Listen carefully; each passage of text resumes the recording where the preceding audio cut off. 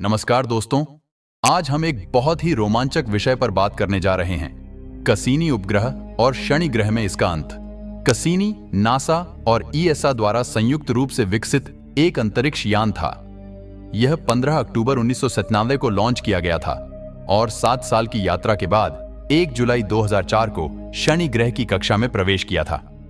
दोस्तों, 1970 के दशक तक हम इंसानों ने हमारे सौर मंडल के लगभग सभी इनर प्लैनेट्स तक अपनी मिशंस भेज दिए थे, पर अभी भी हमारे सौर मंडल के आउटर प्लैनेट्स और उनके मून्स के बारे में हमारी जानकारी बेहद ही कम थी।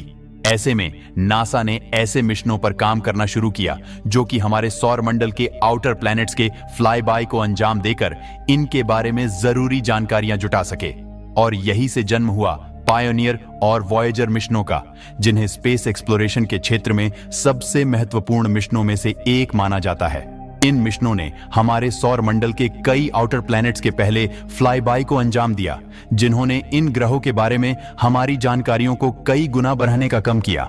1980 के दशक में पायोनियर 11, वॉयेजर 1 और वॉयेजर 2 मिशनों ने हमारे सौर मंडल के सबसे खूबसूरत ग्रह कहे जाने वाले सैटर्न प्लैनेट के पहले फ्लाई बाय को अंजाम दिया।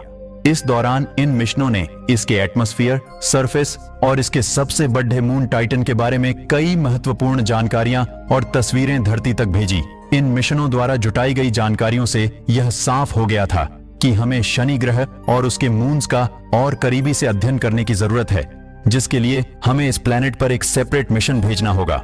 और यही से जन्म हुआ मानव इतिहास के सबसे सफल और महत्वाकांक्षी इंटरप्लैनेटरी मिशन कसीनी हाइगेंस का। इस मिशन ने दशकों तक अपनी खोजों से शनि ग्रह, उसके रिंग्स और उसके मून्स को देखने का हमारा नजरिया हमेशा के लिए बदल दिया। ऐसे में आज हम एक सफर में चलेंगे जहां हम कसीनी हाइगेंस मिशन के साथ शनि ग्रह और उसके मून्स की एक अनोखी यात्रा करेंगे। 1980 के दशक में पायोनियर 11, वॉयेजर 1 और वॉयेजर 2 मिशनों ने जब शनि ग्रह के फ्लाई बाय को अंजाम दिया तो उन्हें इस प्लैनेटरी सिस्टम में एक मिनी सोलर सिस्टम नजर आया। शुरुआती जानकारियों से हमें इस प्लैनेट और उसके मून्स, खासकर टाइटन को लेकर कई अनोखी और जानकारियों का पता चला। पर फ्लाई बाय मिशंस होने के कारण वैज्ञानिकों को इस प्लैनेटरी सिस्टम का अध्ययन करने के लिए बेहद ही कम समय मिला। वही वैज्ञानिकों का मानना था कि अगर हम इस ग्रह पर कोई सेपरेट ऑर्बिटर मिशन भेज सके तो हम इस ग्रह और उसके मून्स का कई सालों तक करीबी से अध्ययन कर सकते हैं। ऐसे में जब 1982 में यूरोपियन साइंस फाउंडेशन और American national academy of sciences ने भविष्य में दोनों ही स्पेस एजेंसीज के बीच जॉइंट स्पेस मिशंस के संभावनाओं को तलाशने के लिए एक वर्किंग ग्रुप की स्थापना हुई, तब इस ग्रुप में मौजूद कुछ वैज्ञानिकों ने जॉइंट मिशन के अंतर्गत एक पेयर्ड सैटर्न ऑर्बिटर और टाइटन प्रोब का सुझाव दिया।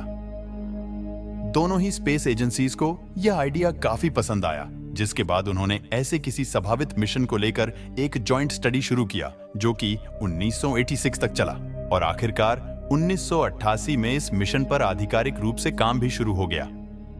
यह एक जॉइंट स्पेस मिशन होने वाला था जिसमें अमेरिकी space agency NASA, European space agency ESA और इटालियन स्पेस एजेंसी शामिल थी, जहां नासा सैटर्न और उसके मून्स का अध्ययन करने में सक्षम एक न्यूक्लियर पावर्ड ऑर्बिटर पर काम कर रहा था। वही यूरोपियन स्पेस एजेंसी सैटर्न के सबसे बड़े मून टाइटन का अध्ययन और उस पर लैंड करने में सक्षम एक प्रोब पर काम कर रहा था। 5 अक्टूबर 1993 को कसीनी हुइगेंस मिशन को टाइटन 4B सेंटोर रॉकेट के जरिए लॉन्च किया गया। यह एक बेहद ही वजनी स्पेसक्राफ्ट था जिसका वजन करीब 500 किलोग्राम था। ऐसे में उस समय मौजूद टेक्नोलॉजी के जरिए इसे सीधे शनि ग्रह तक भेज पाना बेहद ही मुश्किल था। ऐसे में वैज्ञानिकों ने ग्रेविटी असिस्ट या फ्लाई बाय तकनीक का उपयोग करने का फैसला किया, जिसके अंतर्गत यह स्पेसक्राफ्ट दूसरे ग्रहों के ग्रेविटी का उपयोग कर अपने स्पीड को बढ़ाकर शनि ग्रह तक का सफर तय करता।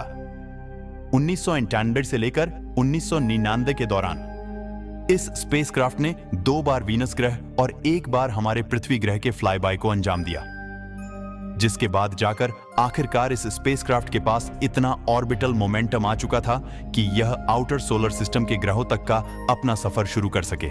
अपने लास्ट ग्रेविटी असिस्ट के दौरान यह 30 दिसंबर सन 2000 को जुपिटर ग्रह के ऑर्बिट से होकर गुजरा, जिस दौरान इसे शनि ग्रह के सफर के लिए जरूरी फाइनल थ्रस्ट मिल चुका था।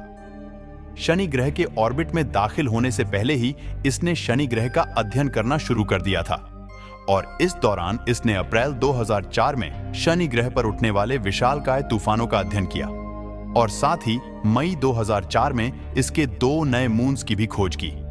अक्टूबर 2004 में यह शनि ग्रह के सबसे बड़े मून टाइटन के करीब से होकर गुजरा, जिस दौरान इसने इस मून से जुड़ी कई महत्वपूर्ण जानकारियां और तस्वीरें धरती तक भेजी। जिसके बाद दिसंबर 2004 को ह्यूगेन्स प्रोब मुख्य कसीनी स्पेसक्राफ्ट से अलग हुआ और टाइटन मून की ओर अपना सफर शुरू किया।